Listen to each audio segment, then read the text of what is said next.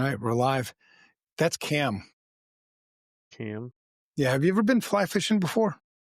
I've never done fly fishing. Nope. Yeah, I learned how to fly fish this week. What the hell day is it today? Today is Thursday. Is that where you're just going like this the whole time? Yeah. I look pretty badass with that fishing outfit on, don't I? You do. And we are live this time. We got it right. Yeah, push the button. We're good. Yeah, so I'm back from Montana. Montana's pretty, man. Have you been to Montana? No, I've never been up that way. I should take you to Montana sometime. That would be some sweet-ass riding in Montana. Oh. I should show you. Do you want to see the motorcycle I hear I'm the gonna buy? roads are just like open and flat and you can just haul. You want to see the motorcycle I'm going to buy? I thought you were buying it. I thought you already bought it. Me too, man. It's hard in Mexico. It's hard in Mexico to buy stuff. Right there. What do you think? It's speaking like 3 languages to me is kind of interesting. That's a Harley. Yeah, but it's speaking like we talked about last week, I think, kind of like BMW, but it also But better. Guess how many horsepower that bike has? probably like 300. 300. I get a feeling I'm not speaking your language right now. On horsepower in cars and bikes. It's 300 horsepower. That would be killer, man. It's 150 horsepower. You got 2 things there. Each one should be 150, right? 2 things. What things are you talking about? The V's that are sticking out. Oh, the V's. Yeah. Yeah. That's a V twin motor. Yeah. 1,250 horsepower. CCs. CCs. 150 horsepower. That looks mean. Yeah. All right. Well, here we are. We're back. What do we talk about tonight? We are talking about the fear. Fear. Selling fear. I'm not afraid. Why we love fear and chaos. Yes. All right. Let's do it. All right. Let's get it started like the real way. So welcome back to InfoSec to Insanity, the show where we torch the nonsense and fight for accountability in a broken industry. We're talking about the information security industry. Some people call it the cybersecurity industry, and some people are so damn lazy they don't even get that out. They just call it cyber. We're lazy people, man, I think. Well, I don't know. Every firewall configuration I've seen confirms lazy. But yeah, I'm just saying. All right, I'm Evan Francen, 30 plus years. Let's see, 1990. Shit, we're up on 35 years now. 30 plus years in the trenches. Not so much in the trenches anymore, really, which is kind of cool. You know, I think if I were still in the trenches today, I think I'd be burned out. I think I would have died. I don't think somebody can do 35 years in the trenches and keep your sanity. Especially with all the SaaS stuff, like it's just constant changing without consent, or it's just nuts for sure. Well, the thing is, in this industry, you can make a living doing nothing but the basics, the fundamentals. You don't have to learn anything. I mean, we're all constantly learning, but you don't have to. If you could just master the basics and just practice the basics all the time, you'll make plenty of money. Well, how am I going to sit at the cool kids table if I'm just doing that, Evan? Buy a Harley. I won't be able to talk about EDR, XDR. Buy a Harley. Buy a Harley, learn how to scuba dive, buy a drone, get 5 dogs, marry a hot wife, live in Mexico. There's tons of cool shit you can do and still sit at the cool kids table. Sounds like a sweet plan. Got to write it down. All right, but not necessarily in the trenches, but definitely still swinging, man. You know, I came back from Montana Tuesday. Today's Thursday. And got right back to work on Project Broken Mirror. I finished the counties. We finished the counties. We'll be publishing that soon. So for people who don't know what that is, it's there's a long story to it, and I'll write it out eventually. But it's I'm tired of the United States. We don't know our attack surface, and our opponents do. Right? Talk about China. China's been really active. Salt Typhoon, which is a stupid ass name, but they're kicking our ass. So Project Broken Mirror is a community effort to map the attack surface of the entire United States. And so I started with the counties. I did that like 3 years ago. and kind of got sidetracked on a bunch of things, but then now we're back at it. So did the counties, and I've got 800 school districts done this week. Yeah, there's 13,729 school districts in the United States. And then I'll probably go after, and then we'll probably open it up to the public. So it won't be me just doing it myself, or me and a guy named Seth.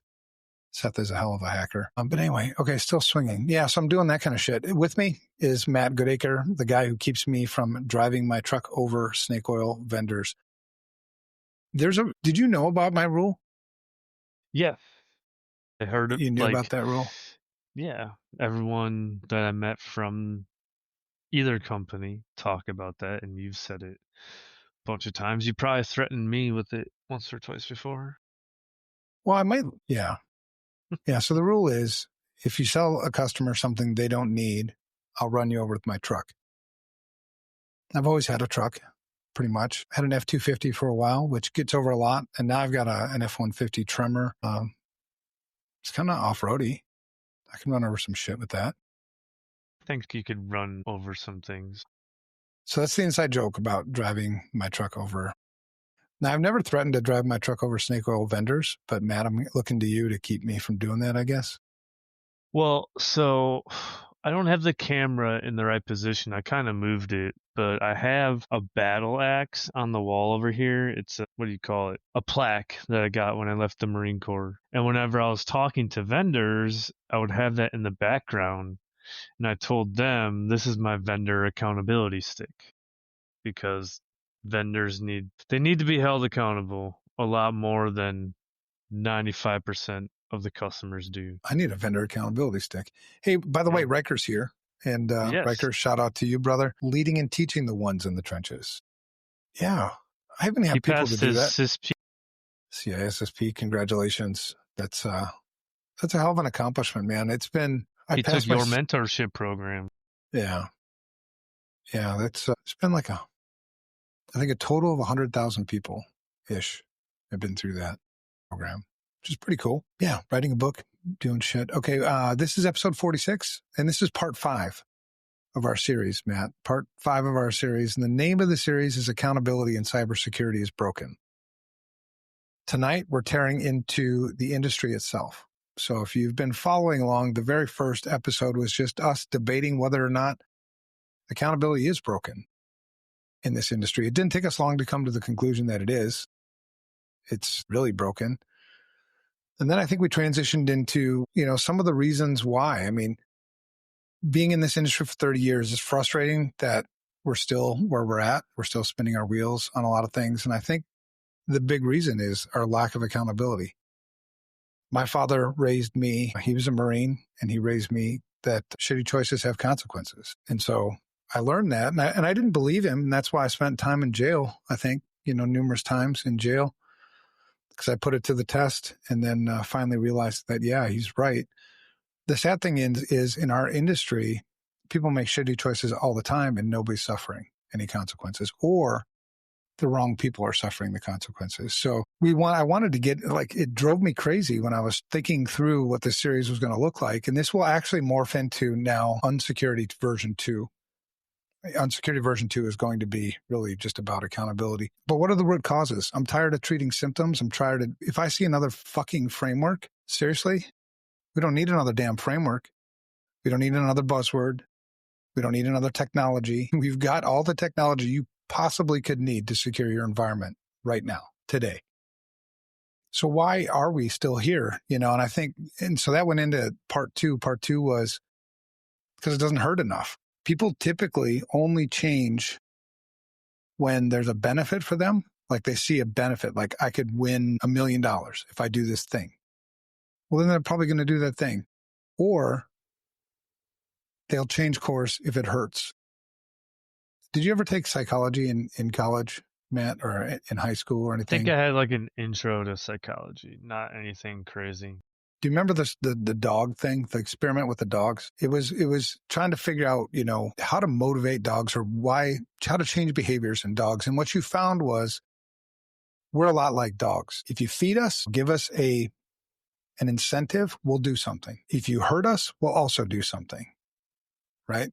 It'll change us. So that was what part 2 was about. It just doesn't hurt enough. We haven't suffered enough. People haven't suffered enough to really give a shit about information security. If they did, I think they'd stop making a lot of the shitty choices. And then we rolled into politicians. Information security is not an election issue. So that's why our laws, the number one law we use to prosecute cybercrime in the United States was written in 1986. Update on the politician thing. Yeah.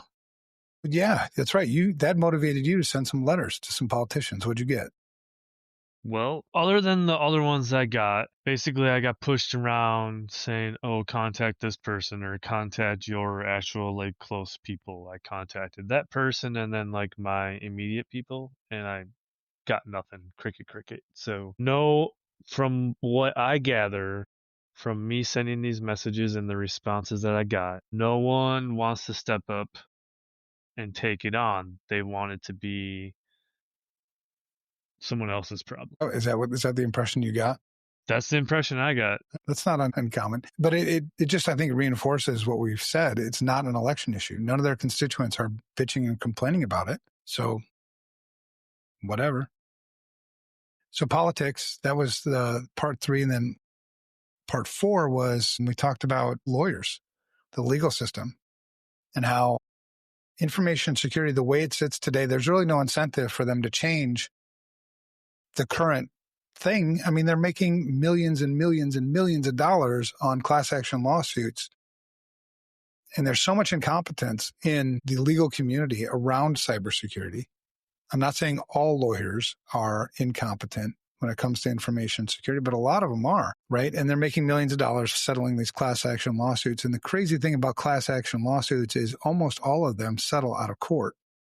So you don't get to see the discovery stuff. You don't get to see what the problem was. Negligent or not negligent, because we don't know how to define that term, apparently. Yeah, exactly. Yeah. So that leads us to tonight. This one is, I think we're our own worst enemy.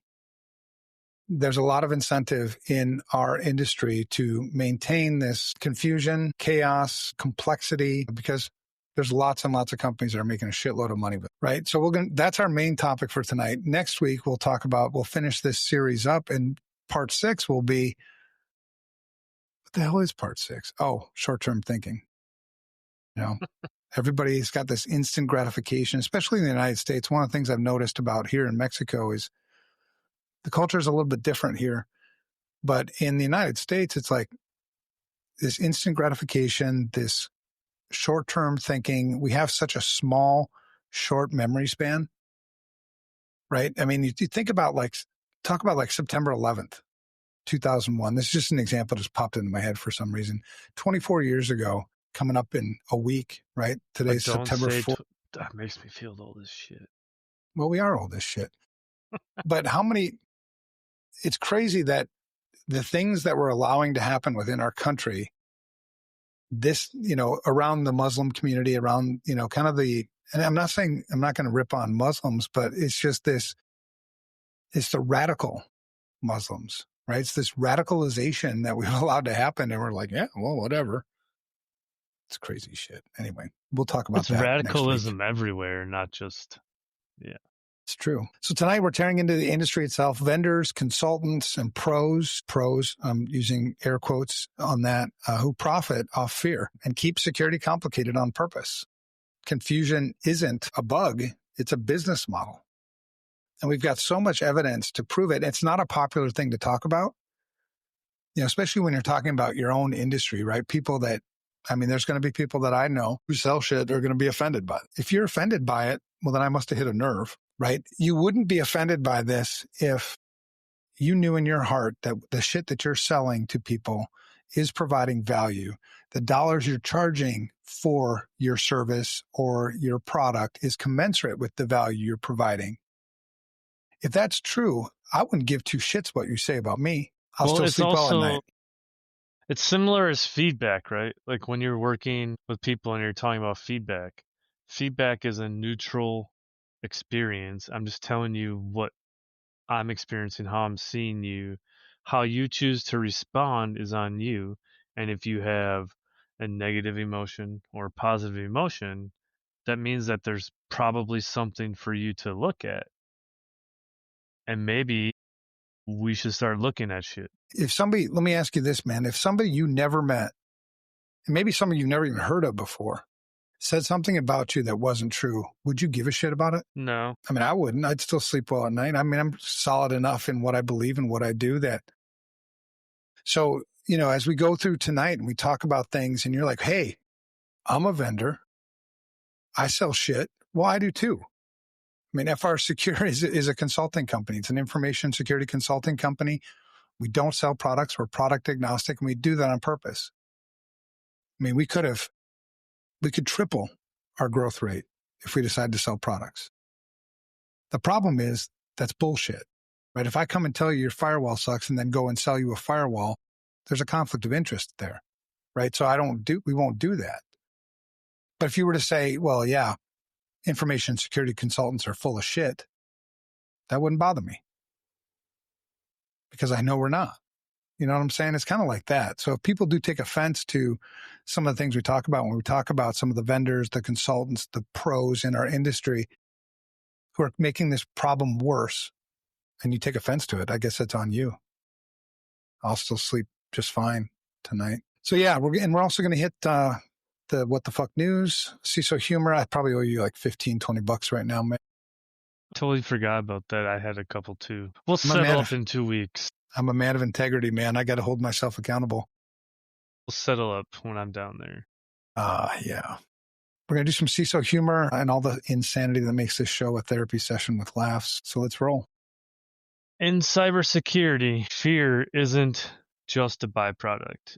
Today, it is the product. It is the product. There you go. All right. Segment 1. I gotta be surprised. I didn't know this one. You didn't know this one? Yeah. I didn't hear about it. No, I was intrigued. All right. So the first story we got, Stealerium, I call it. It's the porn sextortion malware. So there's a new info stealer called Stealerium. It doesn't just swipe credentials. It actually grabs your porn history and photos.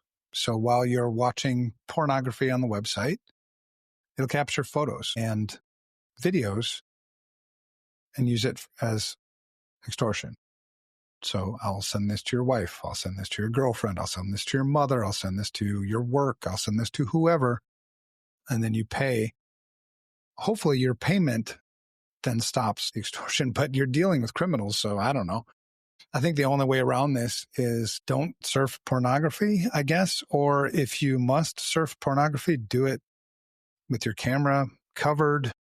Do it on a system that's dedicated to pornography surfing, I guess, so that they can't find emails and, everything else that's on your computer. I mean, the other option is like, don't put anything on the internet that you don't want to be there forever.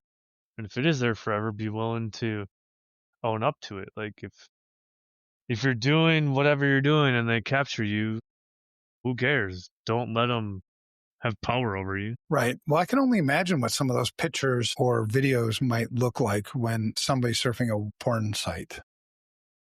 It's probably funny looking, I would assume. I don't know. It's crazy because, I mentioned I'm grateful that I've never had a pornography issue. And I think it comes from the fact of, I was molested as a child. That's a long story. Not going to get there. But I have a lot of friends over the years that have struggled with pornography.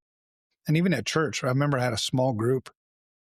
We had a small group from church, and it was a marriage small group, right? So it was couples. And we were all talking about marriage things and how to be, whatever in your marriage and whatever. My wife got these free tickets to this, like, I don't know, marriage conference or something. So we went to it, and the pastor was a guy named Mark Driscoll. And I swear when he was preaching, and it wasn't about just pornography, it was about marriage, right? But when he was preaching, I thought he was talking to me. And then he went in and talked about, started talking about pornography and what it does to a marriage and all this stuff. And then he wrote this book called Born Again Christian. Born Again Christian, yeah. And I was like, and one of the things he said is like 80% I think you said 80%. 80% of all men, struggle with pornography addiction. And I was like, shit. All right.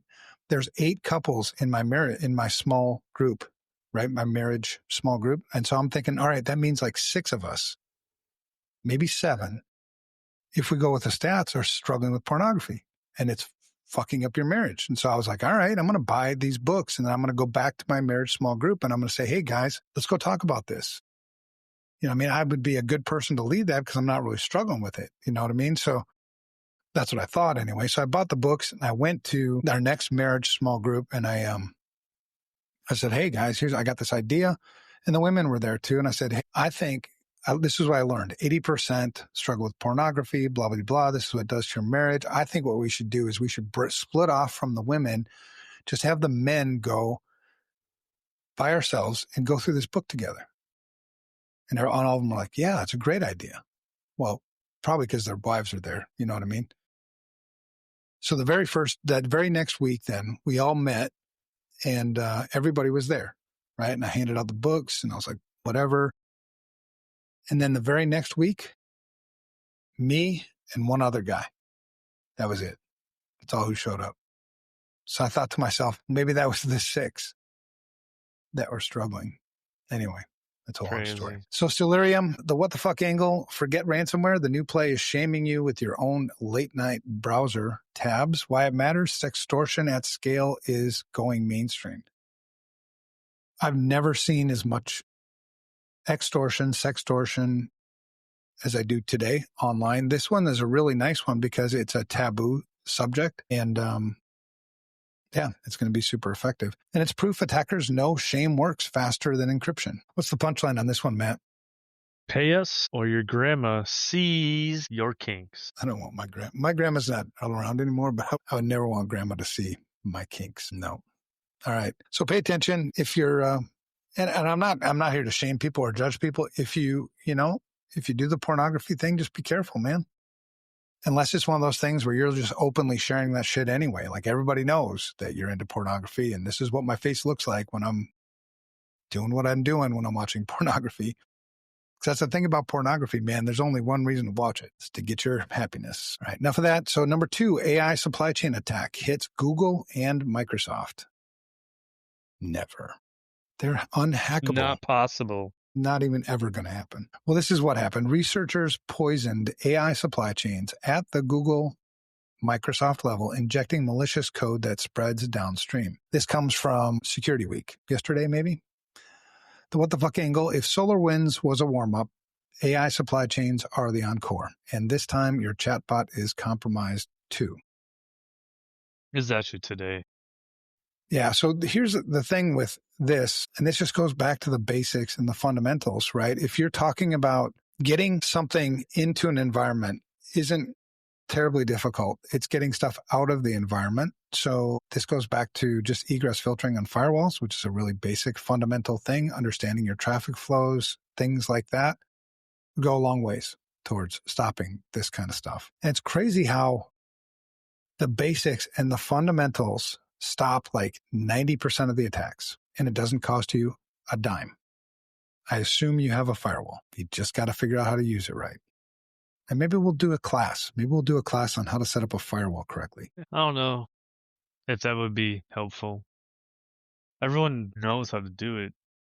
It's just priorities, business. Priorities. Accountability. It's that whole you make one compromise thing that you've always talked about. You keep getting farther and farther off. But if I do one thing that stops 90% of the attacks, egress filtering, and I don't need a fucking budget for it, at least not a CapEx budget, I'll have to pay somebody to do it.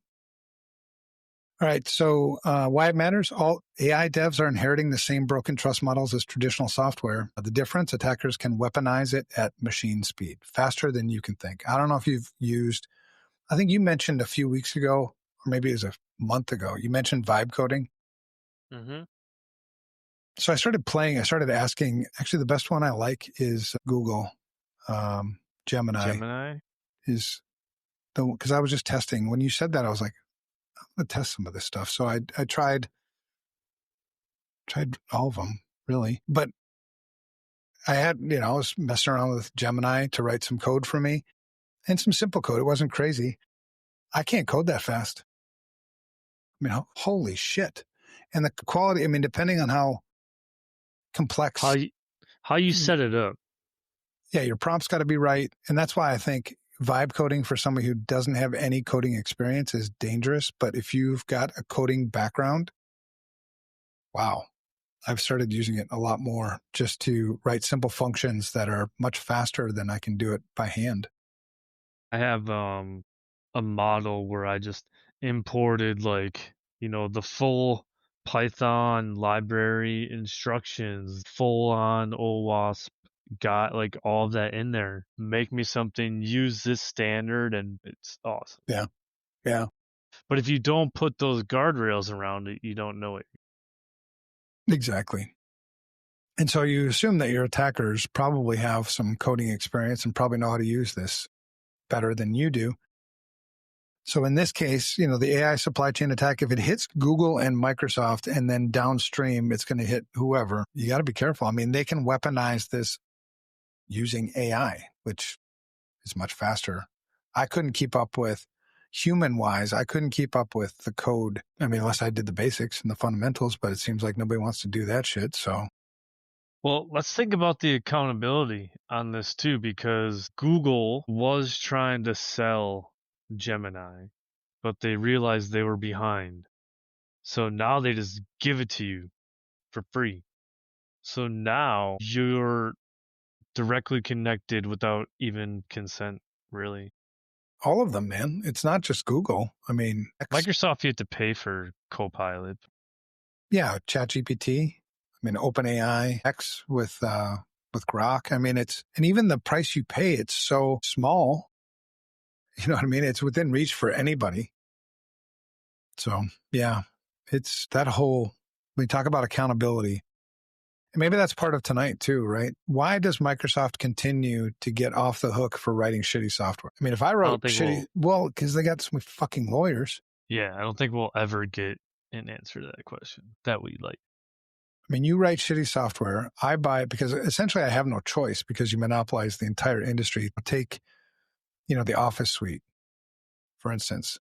I have no choice. If I want to function in today's world without constant translations of everything, then I have to use your shit.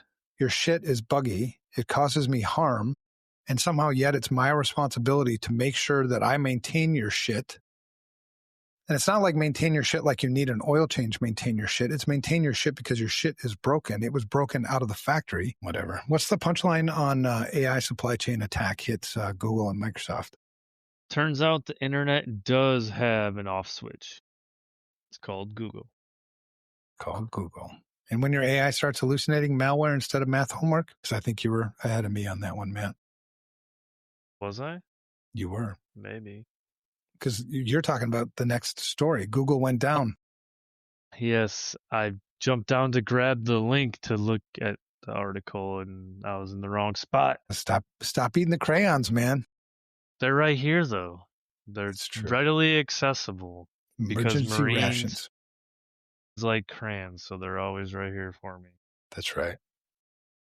All right, so that leads us to number 3, man. Google went down. The world freaked out. What happened? Google suffered a global outage, freezing Gmail, YouTube, Maps, and Search. I don't know how many people actually recognize this because it was wasn't everywhere, but it was a lot of where.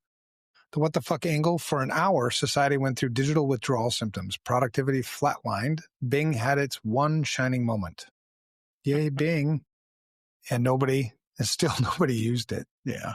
Bing had its shining moment and nobody really gave a shit. But why it matters, our dependency on a single company is terrifying. There are a small number of companies that we are so dependent upon. God. So I guess the thing is, if you were to, and it's not like, I mean, it is kind of prepper stuff, but what would you do if you were out of power? What would you do if you lost communications? I mean, just personally, what would you do? You got to think about that because we are so tied into these things. Like, would you be able to get from point A to point B without Google Maps? I probably wouldn't. I'm pretty dependent on that. Well, maybe that's something to work on, man. It's part of your own contingency planning. Right. I mean, I think at that point, Like, I wouldn't have anywhere to be, so it wouldn't really, like, matter. You still got to Like, get water, yeah. right?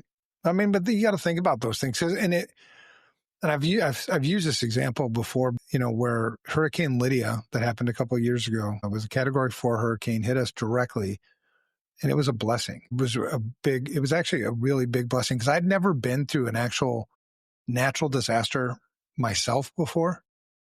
So we had no communications, we had no power, we had no water, and it was like, shit, okay. And I kind of had prepared a little bit just using just thinking about it. But it was a great exercise. I think the same thing were to happen like widespread, take, a Google outage or a big power outage where you take out half the grid or something. People are going to freak the fuck out. Yeah, like a couple days. My CEO actually gave us this book 1 second after I met that guy. He signed my copy. We survived the CrowdStrike incident. You met this guy. I did. Nice. Yeah, he's from North Carolina, South Carolina. I don't know, one of those two Carolinas. That's awesome. Did you read that book yet? I did. I read it like right after she gave it to us because I tried to start a book club and no one wanted to be in it. Dude, I'll be in your damn book club. Why don't you give me a call? I love reading, man. Right now I'm reading, I always forget the title of what I'm reading, but I struggle. I have like 50 books to read. That's because you're a Marine. I'm eating crayons instead. Yep. So the name of the book I'm reading right now is The Dope, The Real History of the Mexican Drug Trade. Ooh, interesting. Yeah, it is. I'm listening to a podcast about Pablo Escobar. Yeah, that's cool. Reading is so good for your damn brain, man. It's good for your eyes. Yep. All right, anyway, so maybe that's what we do. When shit goes the fan, I can't go to YouTube anymore. I can't stream my, next football game. I'll have to fucking read a book. Right? I have to get like a paper thing. I might have to walk audiobooks somewhere anymore. Right.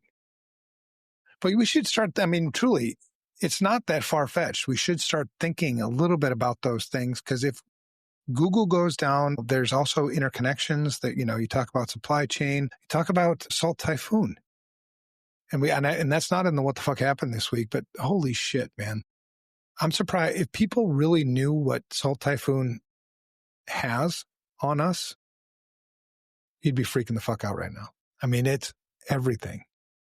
And I'm not one of those sensationalist guys that's like freak out. This is my freak out face. This is I just won the lottery face. So I'm not really freaking out, but well, you just have to go back to trust, plan right? for it.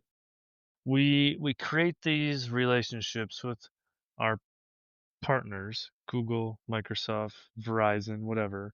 We trust them. We pay them money. We trust they're going to provide us a service.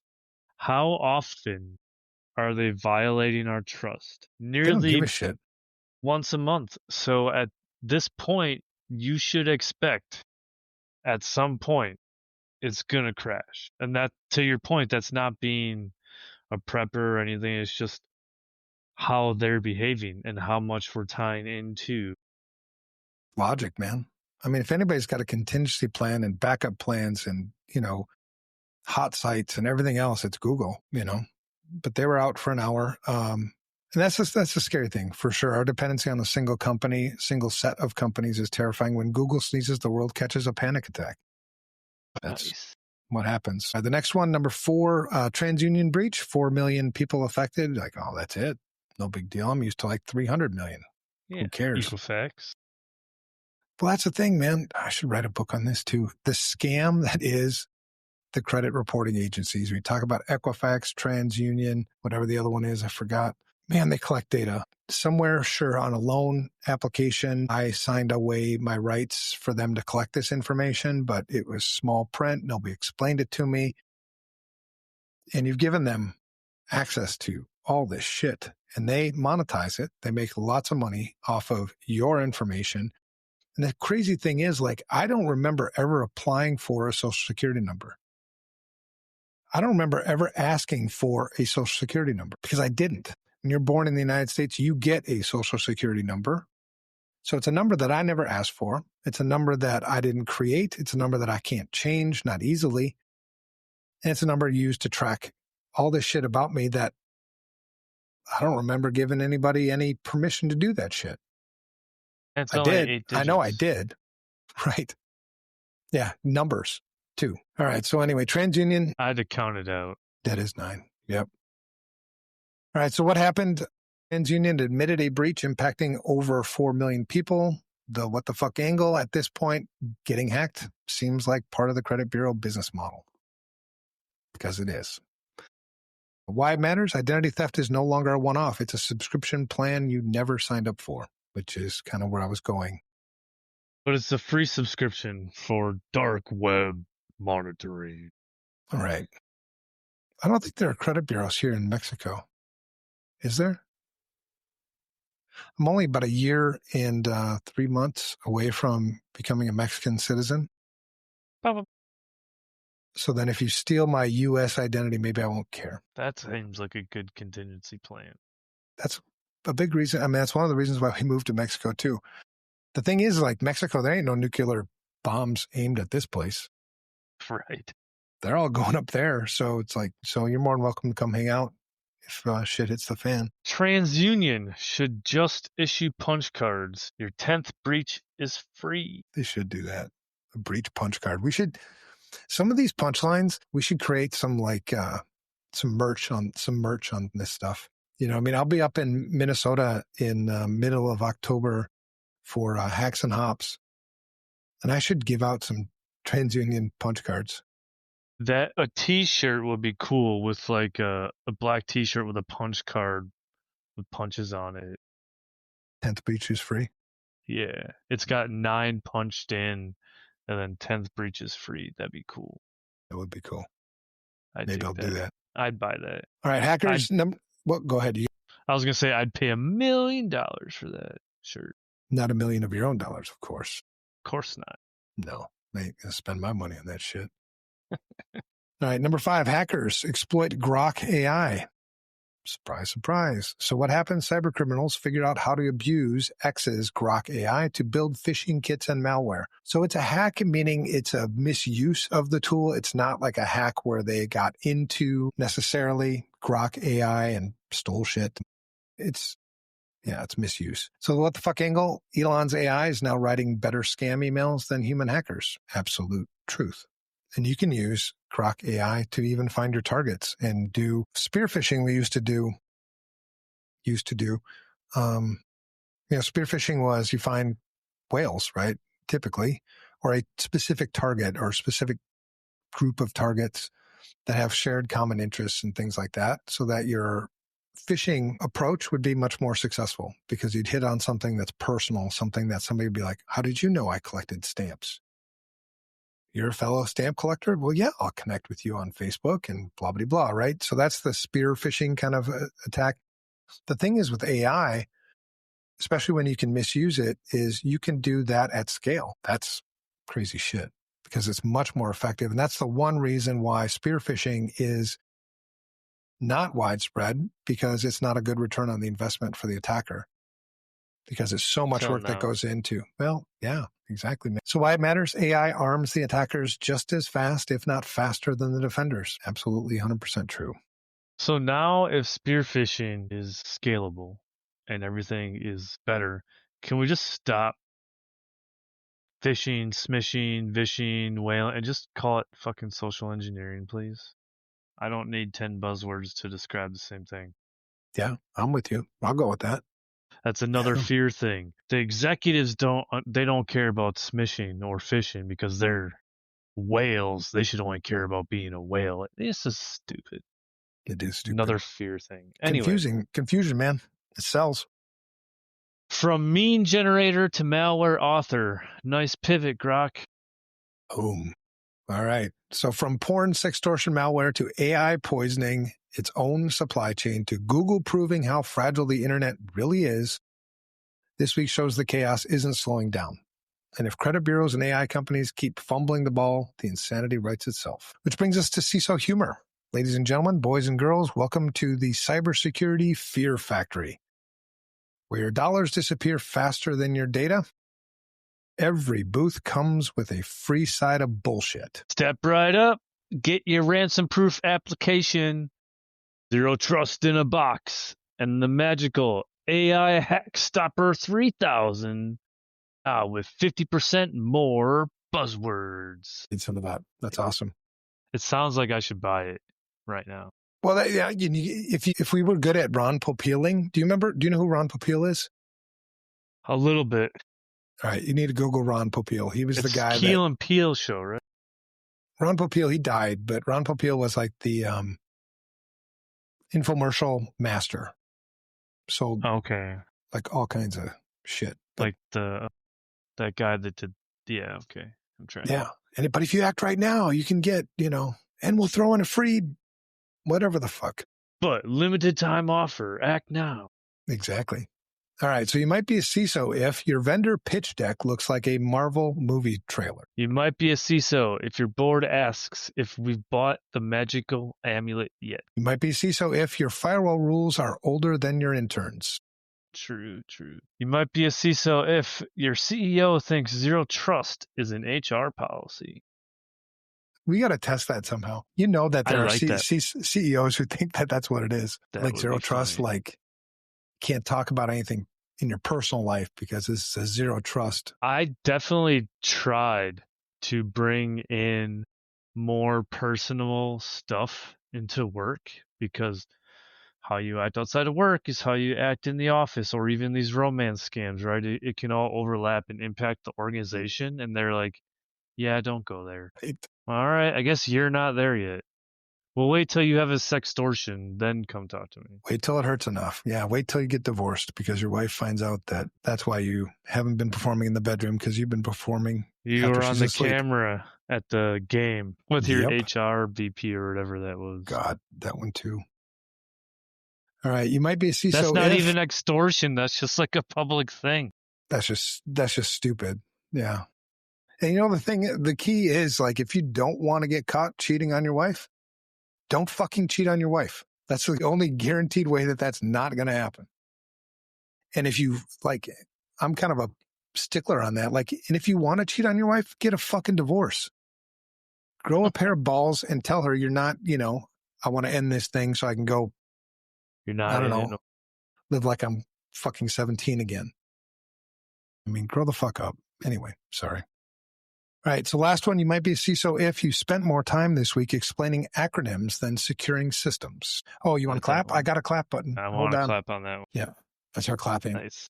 So Matt and I, if you don't know, we just found that we got buttons that we can push for certain sound effects. And I don't know how to use them yet. We should practice, maybe.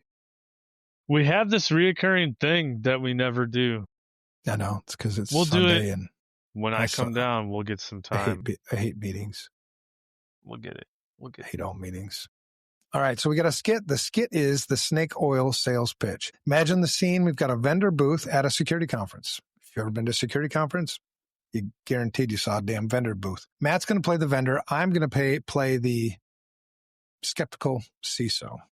So Matt. Roll up, step right up. For just $1 million, you too can be 100% hacker proof.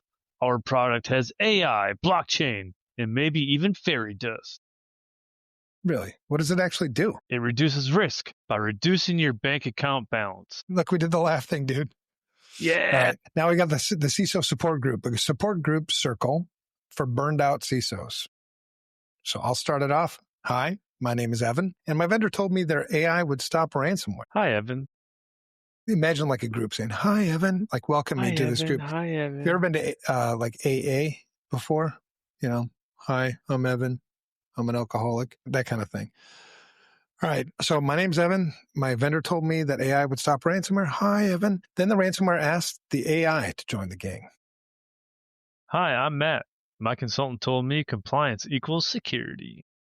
And the group says, did you fire them? No, I promoted them to VP. If I could talk, we're laughing. We're laughing. All right.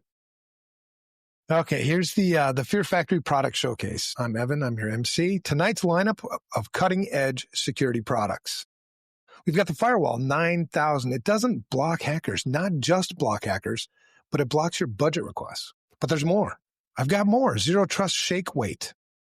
Who doesn't want to shake a few pounds? Zero Trust Shake Weight burns calories while burning through your budget. We've got the MFA fatigue pillow right over here. It's beautiful because your users are already tired. We've also got, and the last product I've got to sell you is the Incident Response Magic 8 Ball. Every answer is, it depends. Are you interested in any of my products, Matt? I like the MFA fatigue pillow and the shake weight. I'd be down for that. Yeah, I could go with the Zero Trust shake weight. Have you ever seen those before? Those shake weights? Yep. You don't want to use it like this. No. Right? You've seen people using them like this too. No. No. Try to get that as far away from you as possible. Yes. You don't want that on your sextortion video. No. And not just that, but like if you do it right here, like feel the flab on your it's not there, but if you pulled it out there, feel it flap. It's you feel it? You're actually you get getting a lot the more vibration. benefit. Yeah, you get a lot more benefit from using that shake weight over here. So if you're interested, Matt, I'm going to be putting these up on the website soon. The Zero Trust shake weight, we have a deal this week. Buy one, get one free. So you can do 2 shake weights at the same time, both Zero Trust. It'll burn calories, burning through your budget. I don't give a shit about your budget. I just want to sell you some shit. But it's guaranteed for you not to give a shit about it. Dude, it's cutting edge. It's Zero Trust. Yeah. Fuck yeah. So if you're interested, we're going to be putting those up on the website. Limited time offer.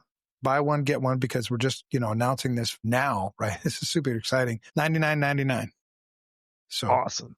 Yeah, buy some for your friends too. 3 payments of $33. Well, just give me your credit card number and we'll take care of the payments. Don't worry about it. All right. What's our key quote, man?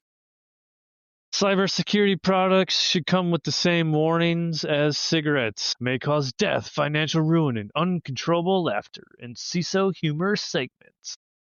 We have that. You just need to make more, bro. We already got the warning. I have. You're right. We do. I do have stickers. I need to create some more warning stickers. You guys made those on the shit show. Dude, we've got so many product ideas today. So I would say stickers and t-shirts. We're going to have merch. Needs to go beyond cybersecurity. Like that shit should be on my cell phone, should be on my Alexa, anywhere where that shit's integrated now. Your car, your warning stickers, lights, all that stuff. I mean, for crying out loud, dude, there's a warning sticker on my coffee cup when I go to McDonald's to get a coffee that tells me that the contents might be hot. Yeah, it's fucking coffee. Right. And we had to do that. You know why we had to do that, right? Because someone sued. Yep. And they lost the case. So this makes no sense. There's class action lawsuits because of breaches, but yet we don't do anything. There's a class action lawsuit because I got burned. They put a label on it. What the fuck are we doing? I guess that's why it's a what the fuck segment, I guess. That's true. All right. Laughs aside, the Fear Factory isn't just comedy. And I are getting better at the comedy thing. So if you're listening, to the podcast, we're doing the live one now, but if you're listening to the podcast later, you got compliments. People. I've been pointing people to the podcast. And they're like, you guys are actually so stupid. It's funny. I've heard funny a couple times. Funny. All right. Entertaining. Well, we're rocking it. I entertain myself all the time, even without pornography. All right, laughs aside, the Fear Factory isn't just comedy, it's real. Vendors are cashing in, consultants are dodging accountability, and practitioners are adding complexity they don't even understand. The crazy thing is we're supposed to be protecting things we understand. If you already don't understand your environment, how would it make any fucking sense for you to continue to add more shit to something that you don't understand? It's like simple logic. Anyway, so which is exactly why our main topic tonight is how selling fear became this industry's dirtiest business model. So this is discussion, no format, no script, talking points for flow. The business is fear, man. Fear, uncertainty, and doubt. That's what sells information security products.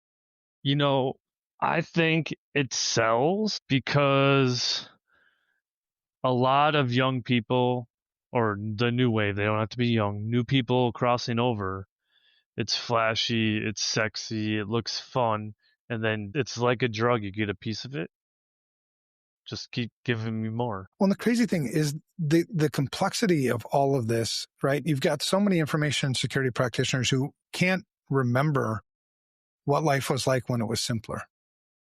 Because I've gotten pushback before on, when I've talked at conferences before, and I've been on their ass about configure your damn firewall. Do you have an asset inventory? And you talk about the importance of an asset inventory and everybody's shaking their head. Yeah, you got to have an asset inventory. It's like, do any of you have one? Well, yeah. Well, do me a favor right now. grab your phone, tell me how many applications you have installed on your cell phone, right? You don't know. And that's your own fucking cell phone. And the point is, every single application, every single piece of equipment requires maintenance. Every single piece of software beyond Hello World has a bug in it. The average is somewhere between 7 to 9 errors per 1,000 lines of code. You take my Ford truck that I mentioned earlier, that's got 250 million lines of code that run that truck. How many bugs are in that truck? I would much rather have a 1970 F100 for crying out fucking loud. I mean, probably less chance of dying other than the fact that I can't find parts for it and whatever. But the thing about complexity is it sells. It's easy to sell somebody something when you use fear, uncertainty, and doubt, and people are afraid to ask the questions. I had one vendor who actually was trying to pitch one of our customers, and for some reason they asked me to come and sit in this meeting to talk to the vendor. I was like, how does this thing work? And he was skirting around the issue. I'm like, no, tell me how it works. And he actually used the phrase invisible processes. And I was like, what the fuck is an invisible process? And he's like, well, it's a process you can't see. There is no such thing as an invisible process on a computer. It's not magic. But that was one of the ways that they sold things. So you've got the complexity to make the sale, this complexity, this confusion, this fear, this uncertainty, when you talk about social engineering, the best way to social engineer anybody is to use emotion, right? That's why phishing emails have this sense of urgency to it, this sense of like, if you don't go and do this thing right now, log into your bank account and do whatever, you're going to lose, the IRS is going to crack down on you or some shit's going to happen. Right? Because that gets the emotion. And the trick is to get you to act before the logic comes, before you think. You see politicians doing this shit all the time. They've got their political, their base all freaked out and angry about something that doesn't even exist. Like when you saw Trump win the election, I saw a whole bunch of videos about how we're going to lose all of our rights and blah, blah, blah. And it's like, what rights are you going to fucking lose? I mean, give me one. But it's this emotion that gets you to do things before you actually think, before you question, before you stop. So you use complexity, use confusion, fear, uncertainty to get people to buy. But if you want to keep them, and get the recurring revenue, which is the holy grail in any business, is monthly recurring revenue. Monthly recurring revenue. Get them, keep them subscribing. The way you do that is through complexity. Once you got the shit in your environment, it's so much work to get it out. Yeah. Not just that, but I'm going to have to fall on my sword as the CISO who made the shitty purchase. I'm going to have to fall on my sword and say, I made a mistake. I shouldn't have bought that. It won't happen. No, it won't happen. And I told you about my story. One of the reasons why I'm so passionate about this was when I worked at MGI Pharma. That was my last real job before I started FR Secure. It was a pharmaceutical company, an amazing mission, an amazing culture, great leadership. The CEO, Lonnie Mulder, was awesome. One of the best places I've ever worked. And we made oncology drugs. So drugs that you take when you've got cancer. And the number one drug we made was a drug called Aloxi. And Aloxi was an anti-nausea drug, so it would combat the side effects of chemotherapy, right? It was a really noble cause. And we made this drug, and we would watch every quarter, we would watch videos from people who are taking our drugs and telling us, the whole company, right? All company meetings, how it's improved their life, how it's lengthened their time on Earth because they're still taking their chemo or still doing their chemo, right? So we had this great thing that I worked at, and then I bought this network access control solution, and I didn't think it through. Spent $250,000 on this thing, and it ended up just sitting in the rack. Never used it because I needed at least one full-time employee to make this thing functional. And I should have known better, right? So emotion is what led me to buy that. And it really pissed me off because the fact of the matter is I stole $250,000 from MGI Pharma. And people will say, well, you didn't actually steal it. Well, what's the difference? That's $250,000 that they can't spend on making our drugs more accessible, making them better, giving them away for free. And that's the weight that you need to feel as a CISO when you make shitty choices. Now, we can either force somebody to feel those shitty choices like what we talked about in part 2, or you're a person of integrity and you feel it your damn self. And that's the kind of people we need in this industry. People of integrity. People who will do the extra work to configure the fucking firewall the way it's supposed to be configured. People that will do the extra research to make sure that the things that they're buying are actually providing value. That they're actually spending their next information security dollar on their most significant unacceptable risk. Own the damn thing. Right? So that's kind of a beef on these pros, these professionals. The other thing too, there's a lot of professionals in cyber because we're lazy, remember? Cyber. There's so many that are just salespeople that are in the industry. They don't even do it. They don't know how to operate it. And we're listening to them as the pros. Like, you should be the pro. You're the pro of your program, your understanding of your company. You should not be swayed by anybody other than what your vision is. Right. And That's your job is to serve. thought. This is a service industry. My job is to, if I'm the CISO, if I'm in a leadership position in an information security program, I consult the business to make good information security risk decisions, and I implement those risk decisions. So I want to be a good consultant that they make good risk decisions. That means I have to understand what the fucking risks are before I ever go and try to get budget, right? So then you tell me as the business person, whatever. And some of those things you might delegate, right? So we make these are our unacceptable risks that we need to accommodate. And this is how much it's going to cost for us to do it. There's your justified budget. That's how you do it. It's not fucking rocket science. Yet in the confusion and the complexity of today's environments, it gets lost. Like, what is information security? What is the name of this game? It's risk management. I don't know what the hell most other people are doing. So they're fighting hackers and they're doing threat hunting. Well, and maybe those are important things to do. Not in. And they're spending money at a burden. Oh, I can't get my budget because you probably don't fucking need it. Well, there's a lot of people too that, you read some of the advice that people give on information security things, experts, right?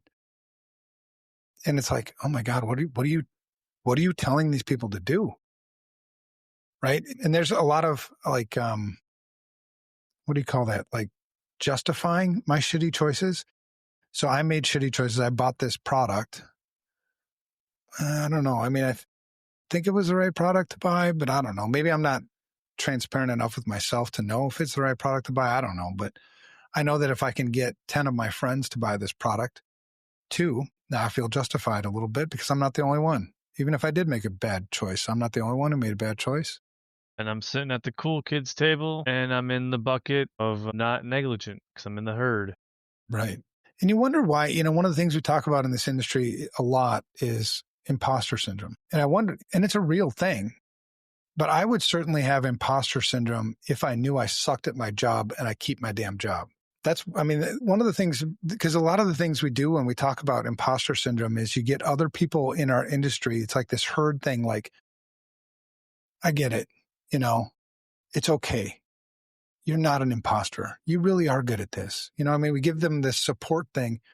But what about, are there not times when we should go to somebody and be like, the reason why you have imposter syndrome is because you're a fucking imposter. You're acting like you know all this shit about information security and you're doing the right things and you're whatever. And then you look at your security program, you're like, you don't know shit.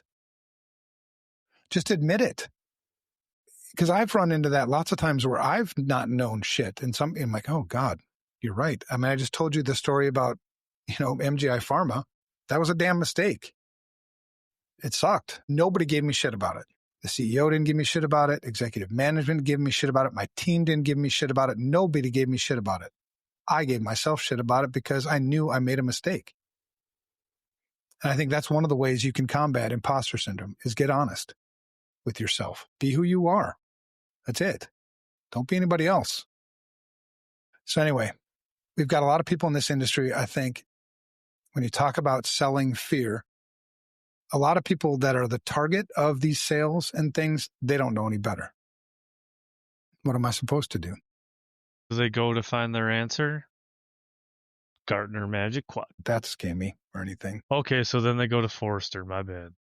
Yeah, the inventors of zero trust, right? That's why we put trademarks now on zero trust. They invented the words zero trust. They did not invent zero trust. You can go back to the Rainbow books. I mean, this isn't anything new. I should buy those Rainbow books, put them and be like, here, this is all still relevant. The red one and the orange ones were the only ones that I really give a shit. But all right, we've also got this on the predator side, and I've referred to these people as like wolves in sheep's clothing. So on the one side, you've got a lot of people in our industry. I know I'm being hard on people. I know I'm being hard on people in our industry, but you get paid to do what you do. So do it well. It's okay if you don't know what the fuck you're doing. It's not okay to not know what the fuck you're doing and not admit you don't know what the fuck you're doing. Because you can work with the second one, you can't work with the first one. You continue to do a disservice to the organization that you're working for and their customers. You continue to misspend information security dollars and not do anything about it. That's not acceptable. But we all started somewhere. I mean, it's not like we were born with, firewalls in our cribs or anything. I mean, it took a lot of learning. But you have to listen then, right? And admit it and call bullshit. Like if you know something that I don't know, call bullshit because I need to learn too. I mean, you're saving me from hurting other people, right? But there's so much intimidation in this industry, so much posturing where people don't feel comfortable asking or challenging. Oh, you've been in this industry for 35 years. I mean, I can't possibly question you. Yeah, you can. And my wife should write a playbook for that because she questions me all the damn time. I mean, I need to be questioned. If it doesn't make sense to you, either I didn't explain it well or I'm talking bullshit. That's it.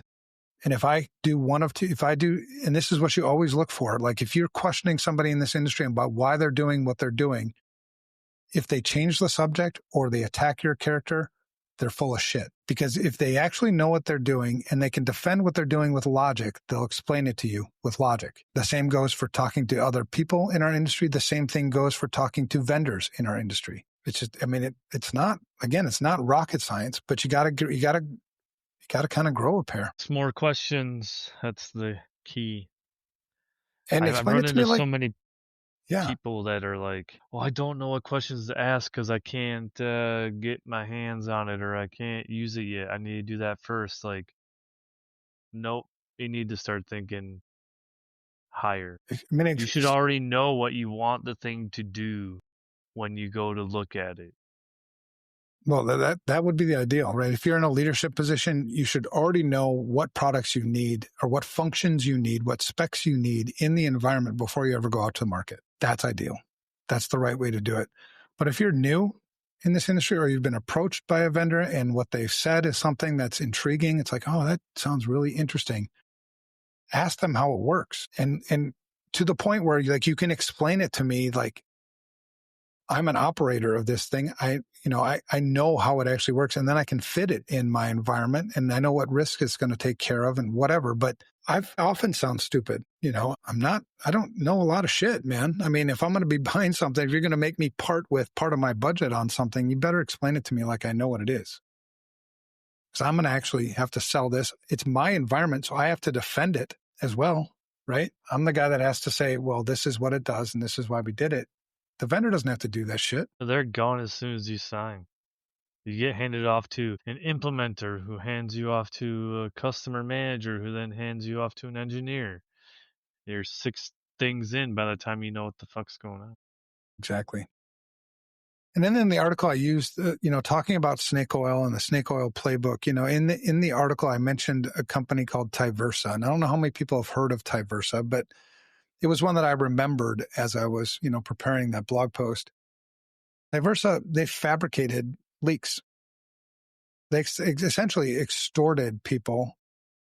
It's almost like they hacked them to sell them something.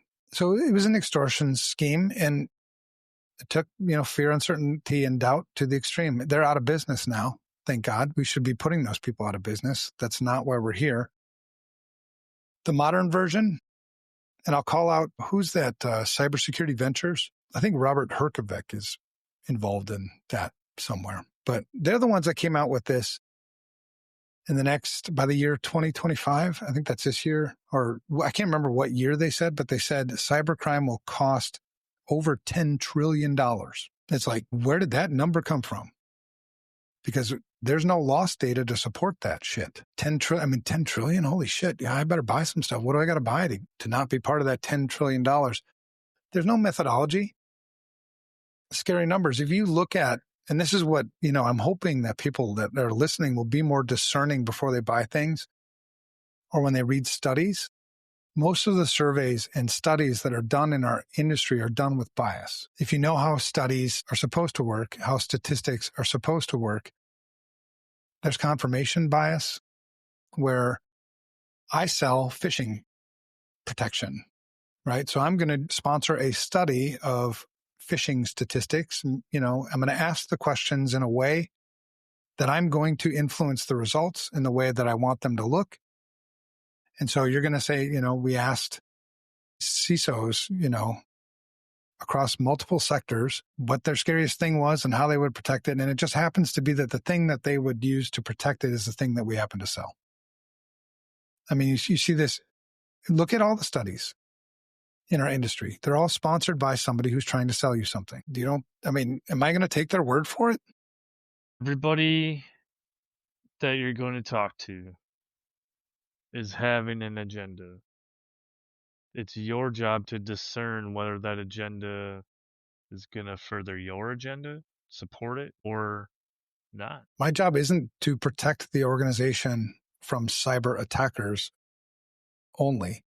My job is also to protect our company from vendors who sell me things that don't provide value to the organization.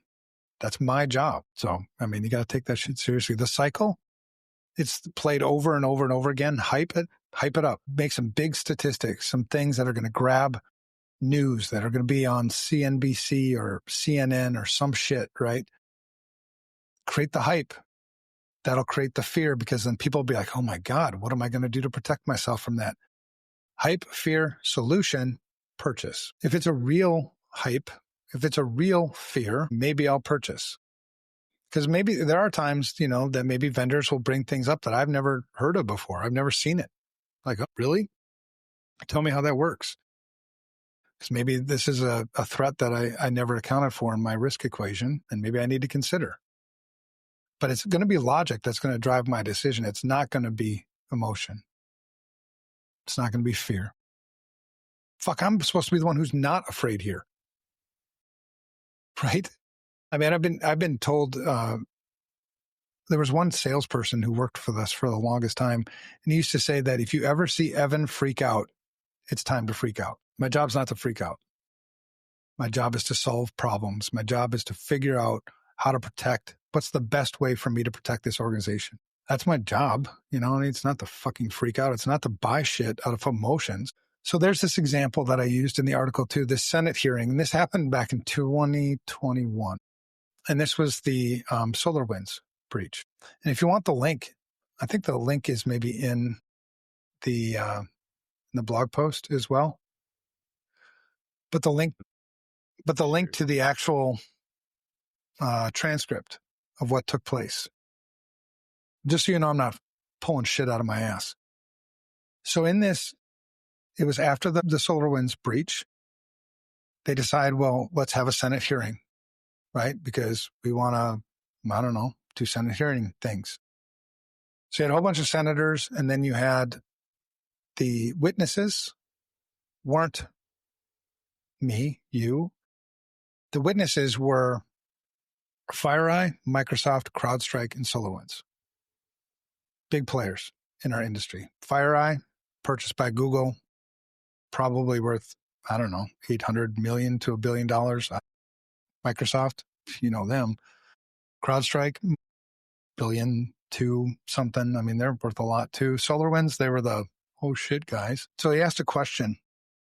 And it was the senator was Senator Wyden. He's a Democrat out of Oregon. And he's like becoming kind of a cybersecurity champion, in my opinion, because he asks logical questions. And he made a great observation in that SolarWinds breach. In the SolarWinds breach, there was one government organization that mitigated the breach, meaning they had the malicious code in the environment, but there was no breach. There was no breach because there was no command and control. It was the IRS, and they were running a firewall with egress filtering. So the SolarWinds system couldn't talk to the attackers. So the code came in through the back door, right? SolarWinds source code was compromised, deployed out to all of their customers, and then there's a command and control component. So the IRS, if there's one organization that I wish would have gotten hacked, it would have been the IRS. But they're the ones actually setting the example in this. And so Senator Wyden pointed that out, that, everybody said this was an attack that couldn't be mitigated. However, the IRS did, and the IRS did because they were doing, egress filtering on the firewall, blah, blah, blah. That's been a best practice since forever, right? And he pointed out, here's the NIST guidance, NSA as well. If you're going to use a firewall, this is the right way to use a firewall. And then he asked the question from each one of the witnesses, would a properly configured firewall have mitigated this breach? And I'm paraphrasing. The first one to answer was Kevin Mandia, FireEye, Mandiant. And he says, it depends. And when I heard that, because I was watching that, when he said it depends, I'm like, no. It's a yes-no question, man. And then he goes on to say, FireEye has done over 600 penetration tests this last year, and not once did a firewall stop us. And I'm screaming at the screen like that wasn't the fucking question.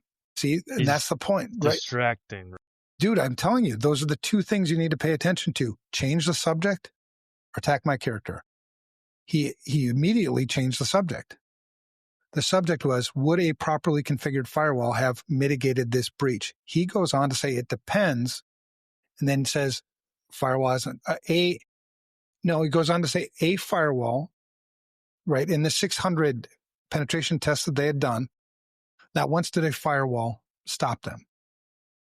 A firewall versus a properly configured firewall. Two totally different things. You just changed the damn subject. And not just that, but now you just told me what I'm thinking in my brain is you have 600 customers that you never advised to run their fucking firewall correctly.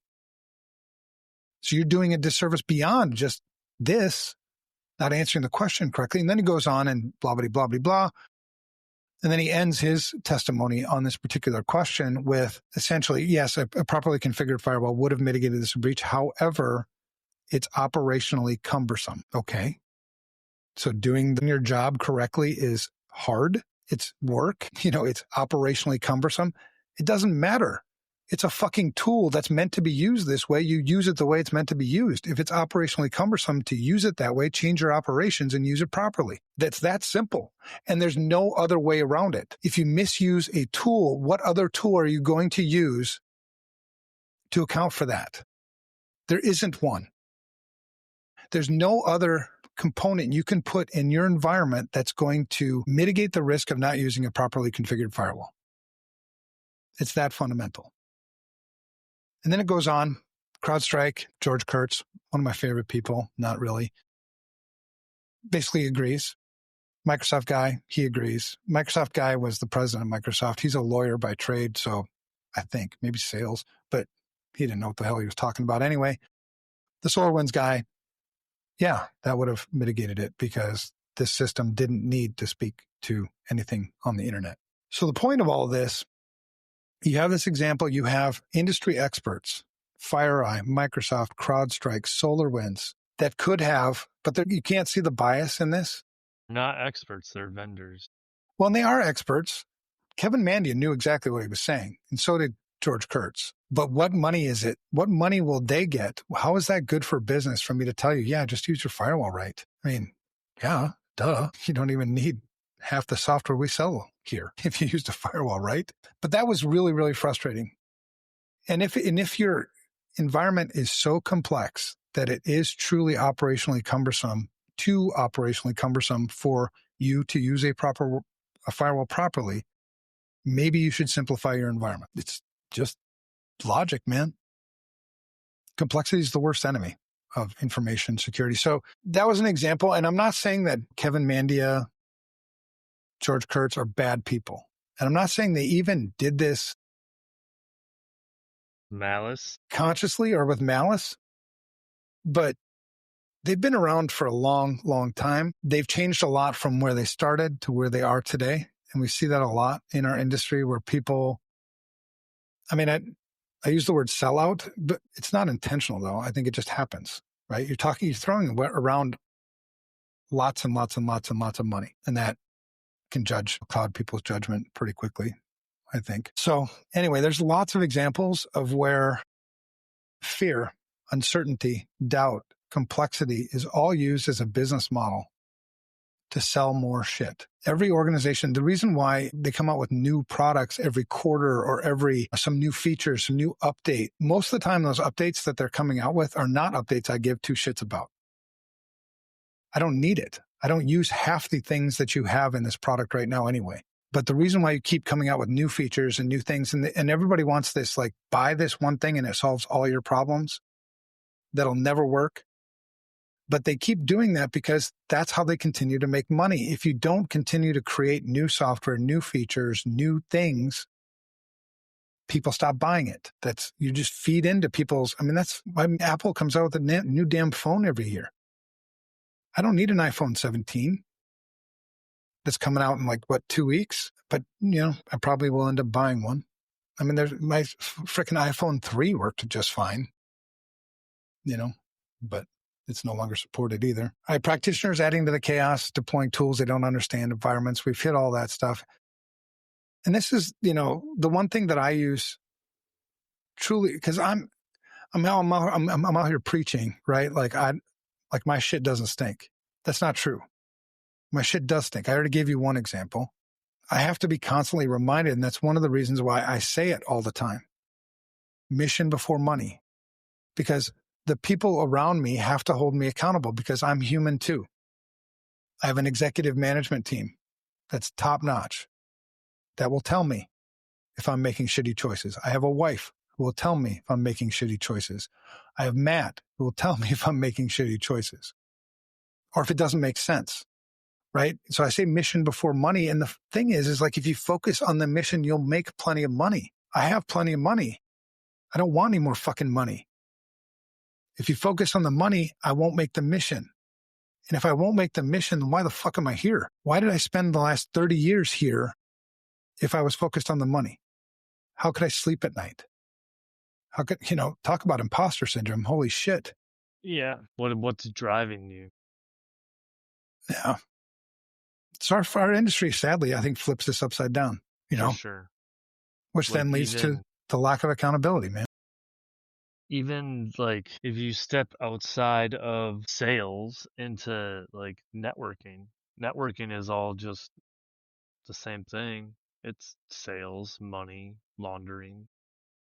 Well, and there's nothing wrong with sales. There's nothing wrong with sales. It's what are you selling, and are you selling something that's in their best interest? Or are you selling something that, could harm them? Because right. It's the salespeople that know. If you're honest with yourself, that the person you're talking to right now has no idea what the fuck you're talking about. You know for sure that this person doesn't have the basics, the fundamentals down, that the best spend of their next information security dollar should be somewhere else. And I don't blame salespeople necessarily either, because salespeople have to make a living too, man. They got a job, right? They got to pay for their family and everything like that. But you can do sales with integrity, but it takes leadership. It takes leadership at CrowdStrike, at Microsoft, at Google, it takes integrity from the top, and it'd be nice if more people kind of, I guess, subscribe to the same, if you sell to somebody something they don't need, I'll run you over with my truck. I've questioned too. You've seen sales come through. It's been a long time because I'm not involved operationally as much as I used to be, but I remember there was an assessment, an information security risk assessment that we sold to a health system in Oklahoma or Kansas or something. And they were asking me about it. The customer had already signed it. And I looked at it and it was like $120,000 or something. I was like, whoa, that's a lot of money. Why is it that much? Because I don't feel comfortable with that at all. Because if you spend that kind of money on just the assessment, you're not going to have any money left over for remediation. And then they explained it to me because I think they saw that I was grabbing from my truck keys maybe. But they explained to me, that this was a big healthcare system and that was multiple assessments kind of wrapped into one and whatever. I was like, all right, but I don't know. Reputation, I think, is really important in this industry. So accountability means we need to recenter the mission. Why are we here? Our job is to protect people. This is always about people. It's always been about people. I mean, what is it, the CISSP or ISC squared thing? It's protect people above everything else. But that's all of cybersecurity is about protecting people. You know what I mean? It's like people's jobs, people's identities, people's online safety. Physical safety at this point. Right. So anyway, Matt, some key quotes in there. In cybersecurity, fear isn't just a byproduct. It's the product. Confusion's intentional. It keeps the cash flowing. Sadly, that's true. If you don't know your environment, every new tool just makes it worse. It's like a dog chasing. For some reason, the vision I get is like, you have the kid that gets in the school bus and your dog chases after the school bus as it goes away. That school bus is like the information security, the risk, and I'm like the dog. So like when I don't know my environment, I don't know why that vision comes to mind, but what happens is it just gets worse and worse and worse, farther and farther and farther away. And you may not give a shit. And if you don't give a shit, I would love to talk to you because you need to get the fuck out of this industry. Find a new gig. Yeah. Mission before money. Protect people. Profit will follow. Always does, man. Accountability dies every time we reward fear instead of facts. All right. We've torched the fear factory, I think. If you've got something to add, if you're a listener, if you've got something to add, something you disagree with, we'd love to hear from you. Because especially when there's times when you're like really passionate and you're kind of angry with it. Anger is also an emotion. So if you sense the anger behind what I'm saying, it's stealing some of my logic. So maybe you've got something to add, maybe a counterpoint, something to argue. We'd love to have you on the show too. So we torched the fear factory, but what do we actually do about it? Up next, segment 4, our broken industry fix list, where we lay out real ways to stop rewarding fear and start demanding accountability. We've got some things. Matt, what's our first fix? Afraid to walk away. I would, demanding proof is also asking more questions. I think we should be able to ask questions without having used it or seen it. There's just like, I don't know how to explain it. Become a professional question asker. Yeah. And beyond just making sure that it works, proof that it works in my environment, right? And if maybe we'll set up a lab that is a mimic of our environment. I probably wouldn't let you put your shit in my live environment, but mimic it so that I know that it's going to work the way you say it's going to work in my environment. I want to see proof. So the key quote, if your security product only works in a PowerPoint, it's not a security product. It's fix number 2, keep it simple. Complexity kills. It's the worst enemy.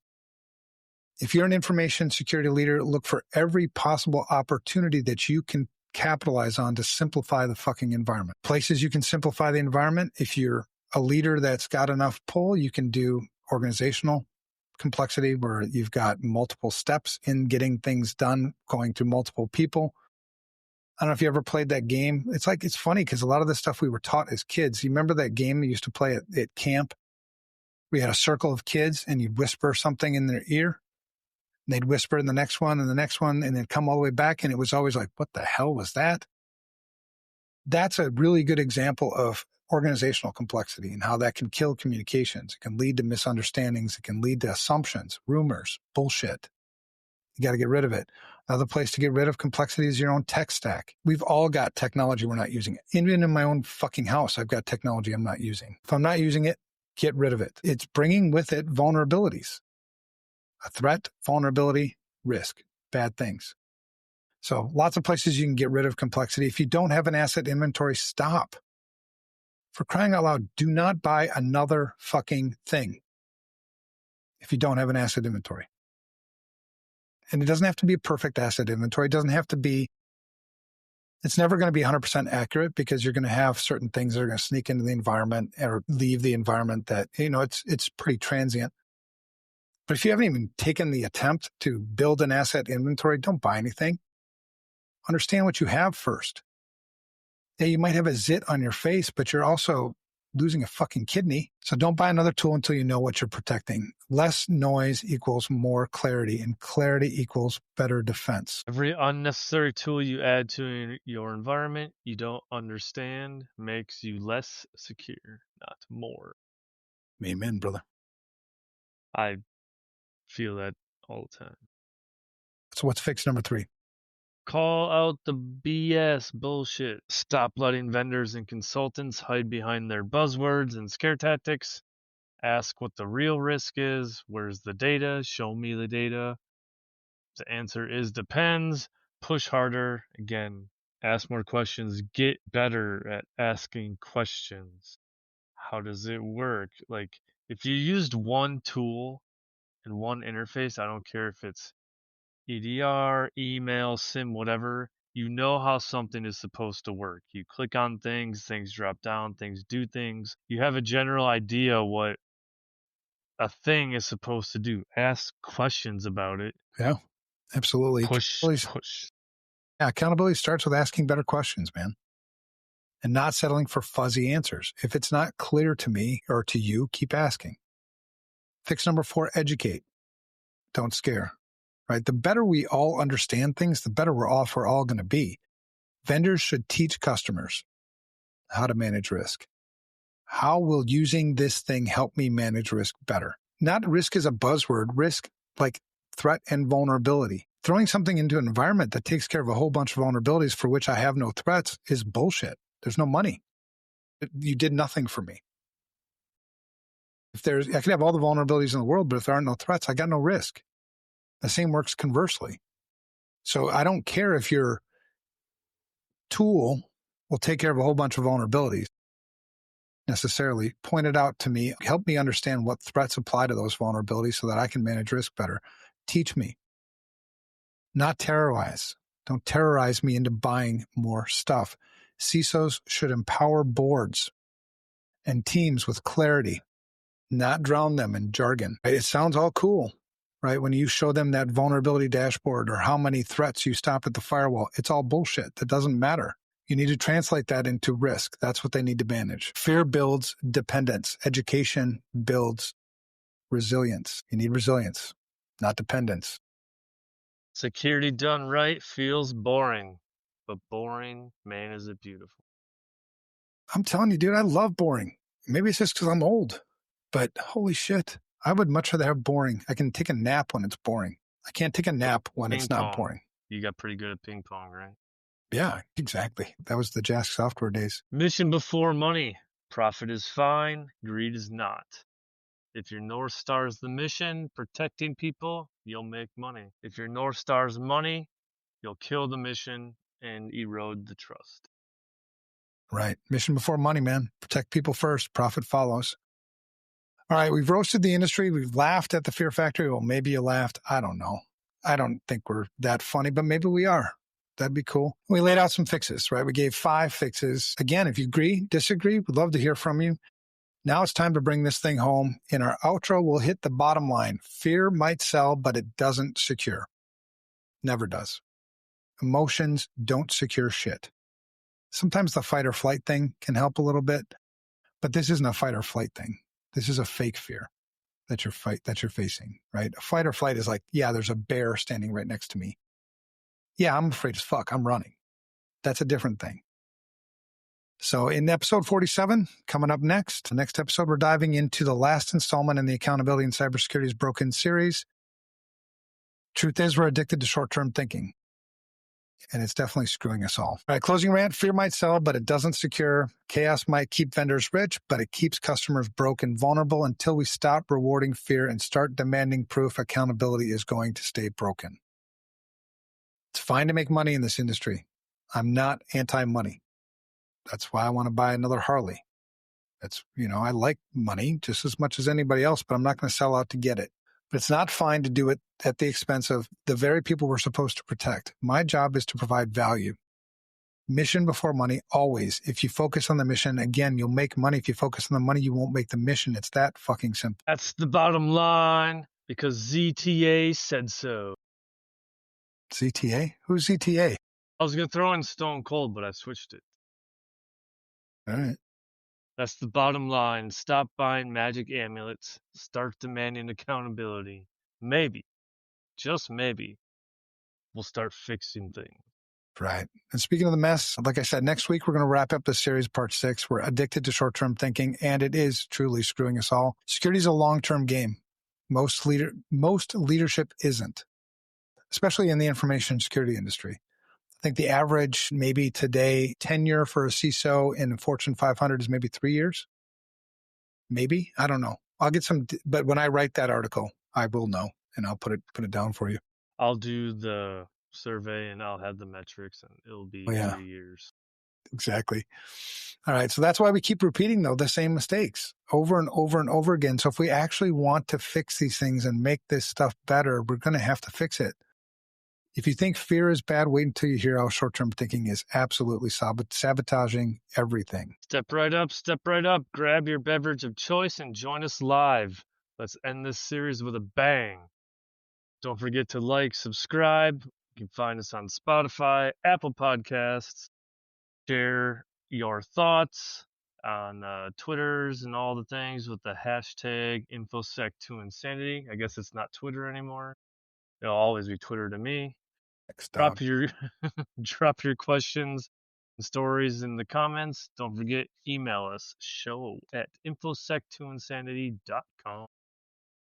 And one more time, congratulations, Riker, on passing your CISSP, man. That's a hell of an accomplishment. We'll see you next week. That's awesome. I don't even have that. So good job. Right. You will.